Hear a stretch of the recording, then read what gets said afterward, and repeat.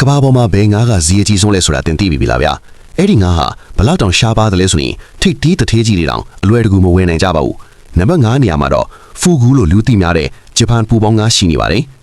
ကြီးလိုက်ရင်တော့ချစ်စရာကောင်းပေမဲ့ဒီငါးရဲ့ရုပ်သွင်းနောက်ွယ်မှာအရန်ကြောက်စရာကောင်းတဲ့အစိတ်တွေရှိနေပါတယ်အချက်အပြုတ်မွာလွင်သွားတာနဲ့ဒီဟင်းလျာဟာတင့်ကိုစီးယုံနိုင်ရုပ်သွားစေနိုင်ပါတယ်ဒါကြောင့်လေနှစ်ပေါင်းများစွာလေ့ကျင့်ထားတဲ့ license ရစားဖို့မူတွေဒါဒီငါးကိုချက်ပြုတ်ခွင့်စီတာပါ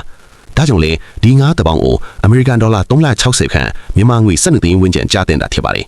နံပါတ်4နေရာမှာတော့ halibut ငါးဖြစ်ပါတယ်ဇင်ခံဟင်းလျာကြိုက်တဲ့တတ်သူတွေဆိုရင်တော့နူးညံပြီးအရသာရှိတဲ့ဒီငါးအသားနဲ့ရင်းနှီးပြီးသားထင်ပါပါကဘာတဝမ်းကစားဖို့မူတွေသဘောကျကြပေမဲ့ဖန်စီရခက်ခဲပြီးရှားပါလွန်းတာကြောင့်ဈေးနှုန်းဟာတပေါင်းကိုဒေါ်လာ900ကနေစတင်ပါတယ်နံပါတ်3ကတော့အလက်စကာရဲ့ရေခဲအေးလက်ပင်လယ်ပြင်မှာရှင်သန်တဲ့ White King Salmon ဘယင်းဆယ်မွန်ရိုင်းဖြစ်ပါတယ်သူ့ရဲ့ထူးခြားတဲ့အရာကအစားအသောက်ဝါသနာဥတွေကိုယူသွက်စေသလိုတင်းကြတဲ့ငါးဖန်ဥပဒေတွေကြောင့်ပိုပြီးတော့အဖို့တန်နေပါတယ်ဒီငါးတပေါင်းကိုဒေါ်လာ9500ခန့်ကျတင်ပါပါ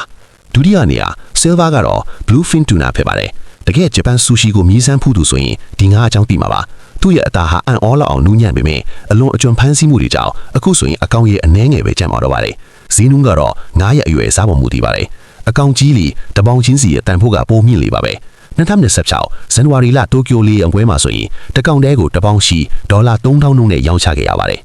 နောက်ဆုံးနံပါတ်1နေရာကတော့ဘီလူကငါးဦးဖြစ်ပါတယ်ဒါဟာငါးအသားမဟုတ်ပဲငါးဦးဖြစ်ပေမဲ့ကမ္ဘာဈေးအကြီးဆုံးငါးထွက်ကုန်ဖြစ်တတ်မှတ်ထားပါတယ်အလွန်ရှားပါတဲ့ albino ဘီလူကငါးခုံးမကြီးတဲ့စီကရရှိတာဖြစ်ပြီးသူ့ရဲ့ဈေးနှုန်းကတော့တပေါင်းကိုဒေါ်လာ3500ခန့်မြန်မာငွေ1200ကျော်အထိရှိနိုင်ပါတယ်ဈေးကြီးလို့ရှောင်မပြေးနိုင်တော့ဒီနေ့တငယ်ချင်းလေးချမ်းသာပြီးတော့ဝယ်စားနိုင်တဲ့သူဖြစ်ပါစေလို့ကျွန်တော်ဆုတောင်းပေးပါတယ်ဗျာ